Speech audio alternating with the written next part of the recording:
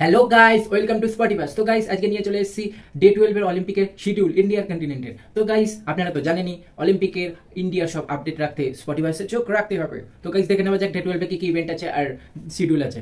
Athletes ফার্স্টেই হচ্ছে athletes marathon race walk mixed team final, যেটাই প্রিয়াঙ্কা সুরাজ নামবে। সেখানে হচ্ছে সেটা হচ্ছে সকাল 11টা থেকে শুরু হবে। Golf women's individual round 1 Aditi Ashok 12:30 থেকে খেলবে। Golf women's individual Dikshit Dagar তিনিও 12:30 থেকে খেলবেন।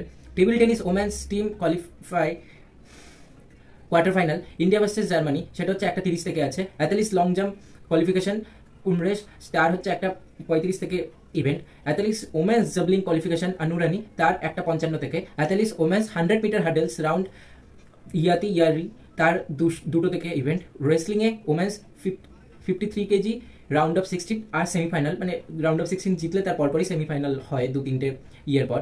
তো সেটা হবে অনিত পাঙ্গালের 3টে থেকে। Athletes man triple jump qualification Praveen তার ম্যাচ হচ্ছে 10:45 থেকে। Athletes man triple jump qualification Abdul এর ম্যাচ হচ্ছে 10:45 থেকে। Weight lifting women's 59 KG final Mirabai Chanu 11টা থেকে রাত।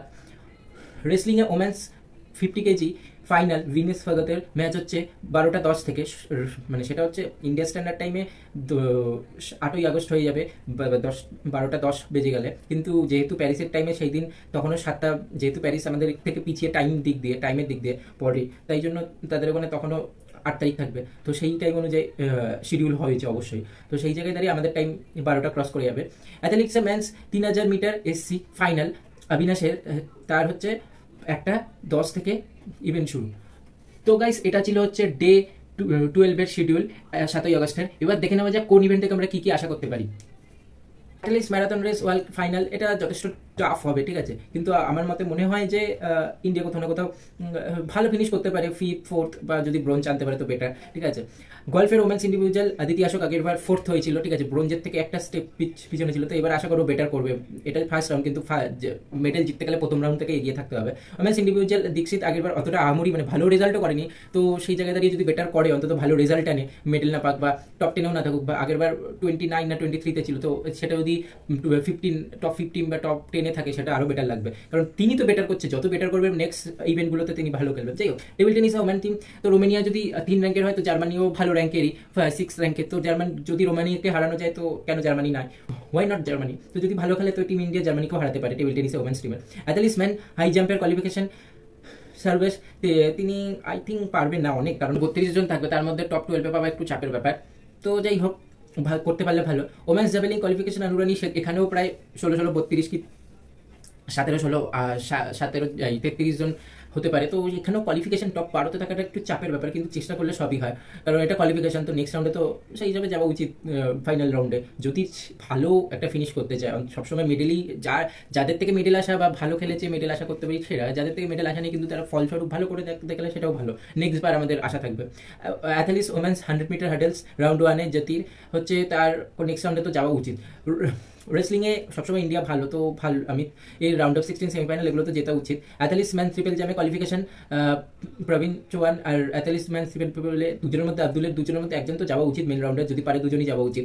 ওয়েট লিফটিংয়ে মীরাবাই চানুর 50 কেজি, যেটা 11 থেকে শুরু হবে, সেটা আই থিঙ্ক আগের বার সিলভার জিতেছে। তো বেটার, একটা মানুষ যখন ভালো করে তার থেকে বেটারই অ্যাকসেপ্ট করো, যা করেছে তার থেকে বেটার, তো মিনিমাম সিলভার, আর তার বেটার কি হবে গোল্ড। তো গোল্ড আশা করি যদি এবার চাই, কিন্তু যে আগেরবার গোল্ড পেয়েছিল সেইবারও আছে, আর অনেকেই ডেবিউ করছে, যেরকম মীরাবাই চানুই আগেরবার ডেবিউ করেছে টোকিও অলিম্পিকে। তো সেই জায়গায় দাঁড়িয়ে তারও একটা দিক আছে, মানে তারও একটা সেও ডেবিউ করে যখন জিততে পেরেছে, এবার যারা ডেবিউ করবে তাদেরও দেখতে হবে, কিন্তু আশা করি তিনি গোল্ড বা সিলভারই থাকবে।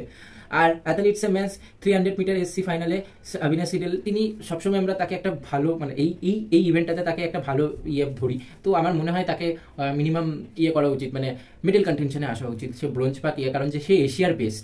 তো আমি মানছি অলিম্পিকে অনেক কিছু পাল্টে যায়, ইউরোপের কন্টিনেন্ট আসে, আফ্রিকা, তারপর হচ্ছে ক্যারিবিয়ান, বিশেষ করে যে যারা এই যে উসেন বোল্টেরা, তো ওই ক্যারিবিয়ান থেকে এসে এত ভালো করছে। তো সেখানে মানে অনেক, শুধু এশিয়া আমাদের সব বিশ্বের মহাদেশগুলো আছে, তো সেই জায়গায় দাঁড়িয়ে তো চাপের, কিন্তু টপ 3-তে তো আশা করতে পারি। তো ওটাই হচ্ছে ব্যাপার, কারণ টপ 4-5 হলে সেটা ওকে, দেন ঠিক আছে, আর টপ 3-তে থাকলে তাও না, এইটা বেটার। আর টপ 3 মানে গোল যদি পায় তো বেটার, আর না হলে যদি টপ 3-তে না থাকে একটু কোথাও না কোথাও একটু হলেও আপসেট হবো আমি, কারণ বেটার তো চাই। তো গাইস এটা ছিল হচ্ছে ডে 12 এর শিডিউল আর ইভেন্টস ইন্ডিয়া টিমের। তো 7ই আগস্ট কটা ইভেন্ট আছে, আর জানি না মেডেল পাওয়ার 2-3টে তো ইভেন্ট আছে, দেখা যাক সেটা পাই কিনা। তো গাইস সাথে থাকুন, সঙ্গে থাকুন, স্পটিভার্স দেখতে থাকুন। আর আপনারা তো জানেনই অলিম্পিক আর ইন্ডিয়ার অলিম্পিকের সব আপডেট পেতে স্পটিভার্সে চোখ রাখতেই হচ্ছে। তো গাইস ফলো মি।